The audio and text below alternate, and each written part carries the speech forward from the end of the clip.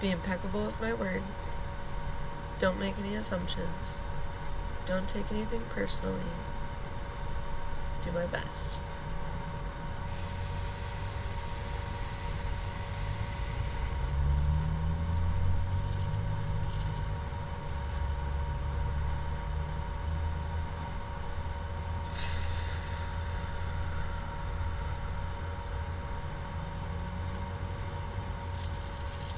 It is currently 16:11 on Monday, February 24th, 2025.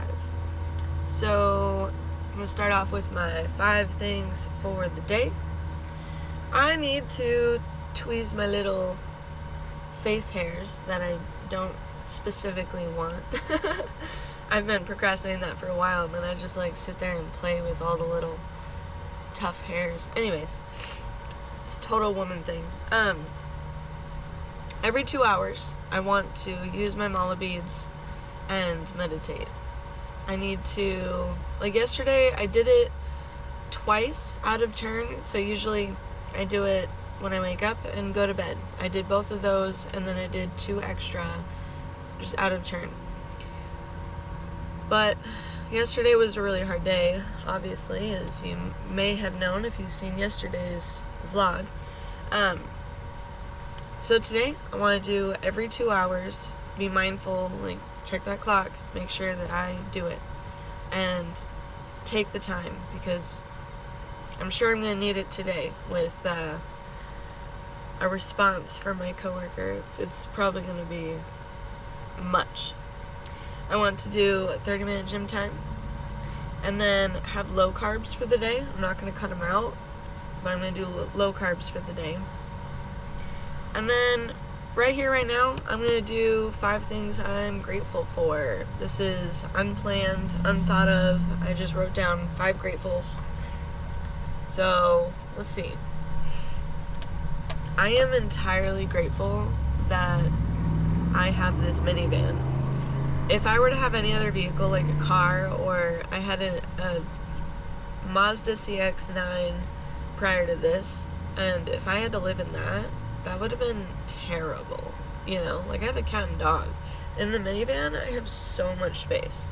I mean, obviously not as much space as, like, a whole ass apartment, but I am grateful to not be homeless, you know? Like, I do have a home.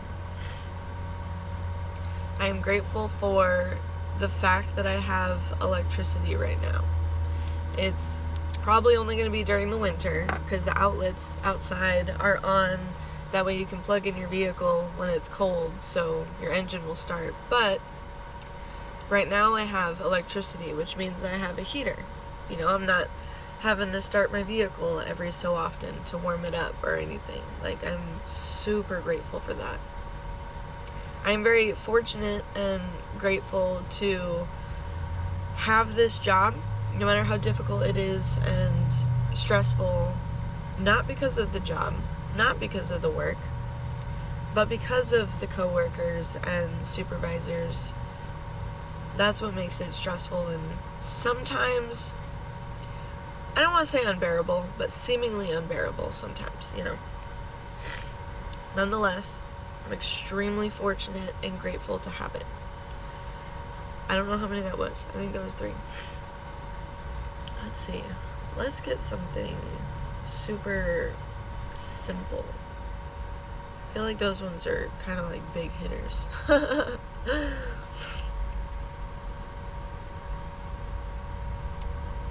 I am grateful to podcasts. I don't know where I would be right now, mental state wise, if I didn't have certain podcasts that I kind of lean on when I need help, and that I just watch throughout the day.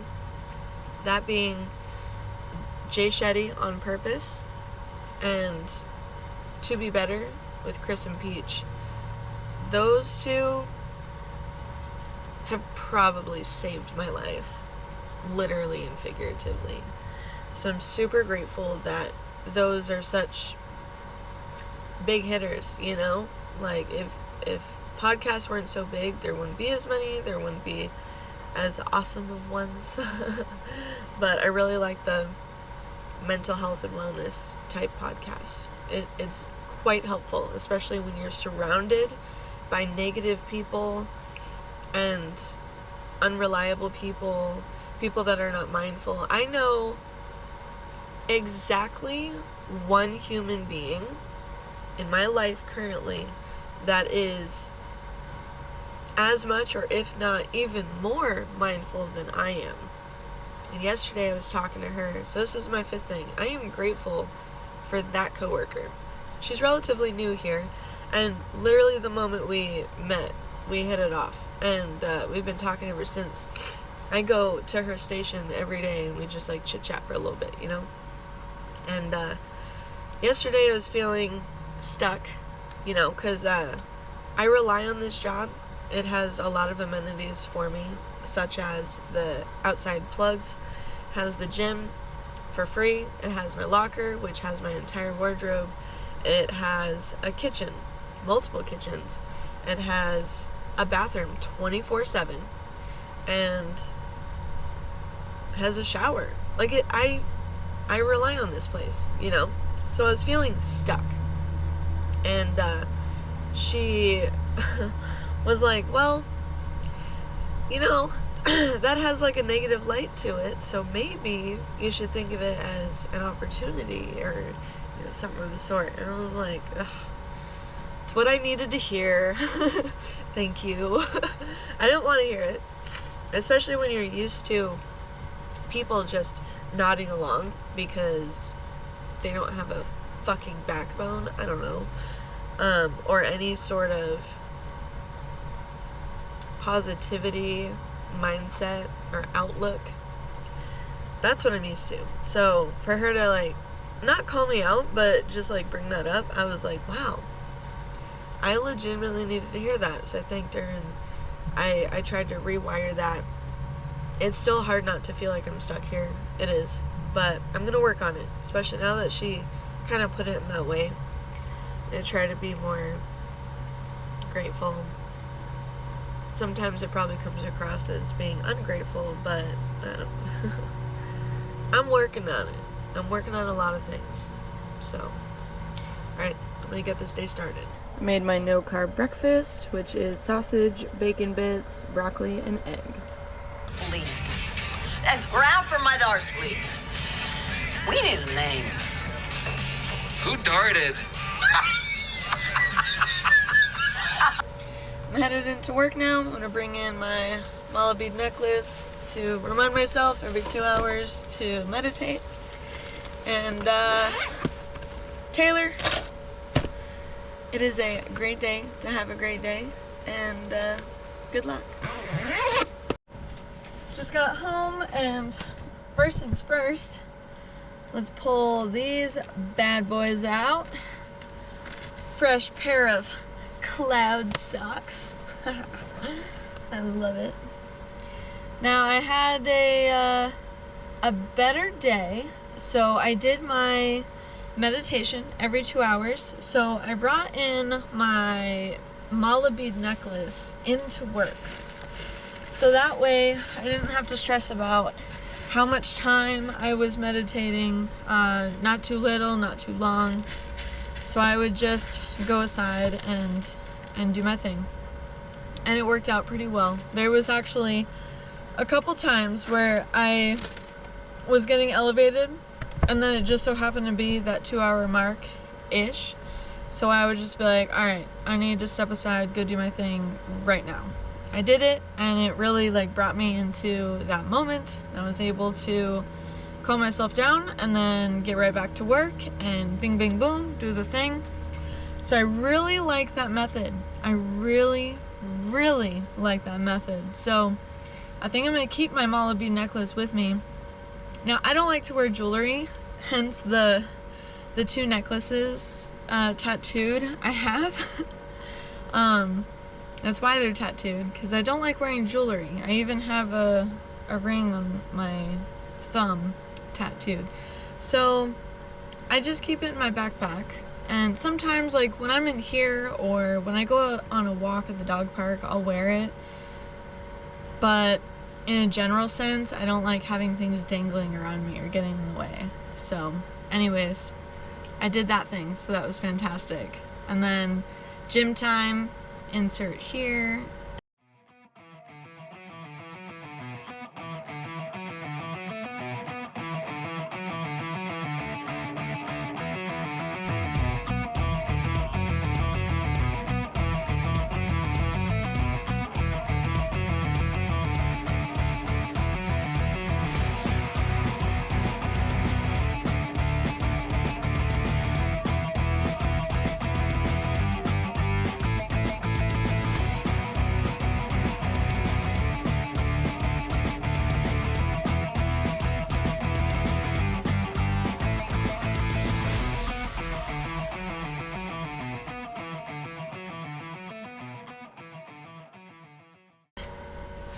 That went well. I did about, I think it was about a 15-minute workout plus the walking warm-up and cool down.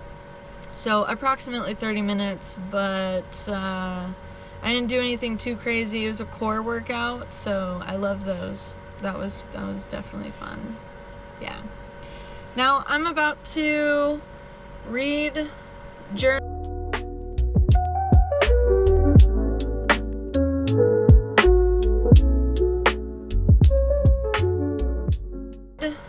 Journal.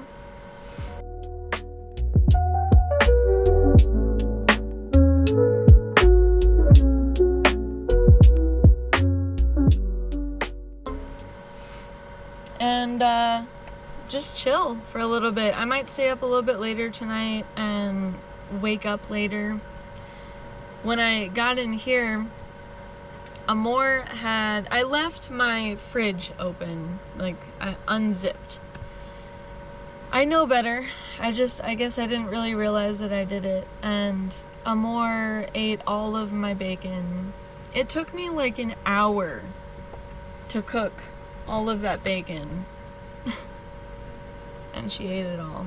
So that's fantastic. I don't know what else she ate. I'll have to find out. There's eggshells on the ground and a bunch of trash. So yeah, I gotta deal with that.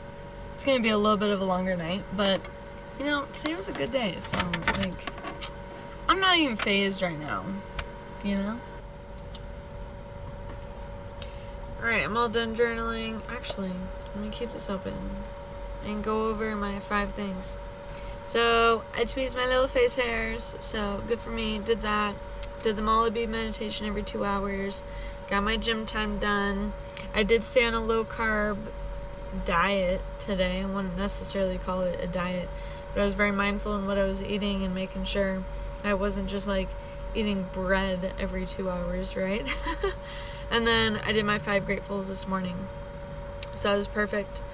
I had notated how much I really love the Mala bead meditation every couple hours. I don't think I'll keep doing it, you know, every 2 hours, but I do want to make it more so of a regular thing in my life, putting more intention into it. Also, I don't know if you noticed, but I've been writing with my left hand. I'm actually right hand dominant. So like you'll notice once in a while I put it back in my right hand. So when I'm journaling, 2 years ago, 3 years ago, when I started this journal, what was it? 2021, when I started this journal, every other day I would switch hands. So one day I would do my right hand, next day I would do my left hand. I would set a timer for 20 minutes, and I would just go and go and go until 20 minutes was up, right? Just whatever came to mind. I noticed that with my right hand, I was more creative in what I was talking about. For example, like fun things that I was doing, activities, artwork, like stuff like that, right? I was more free-flowing. With my left hand, I was thinking more so about, right here I see like there's a struggle and chores, some about shoes and work Like, it was very logical.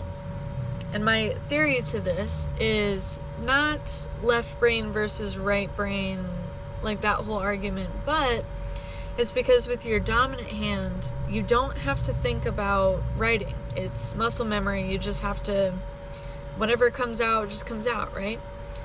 But when you go to your non-dominant hand, you have to think about every letter you're putting down and every word that you put, because it's all very like slow motion, you know, because you're putting very much all of your intention and effort into it.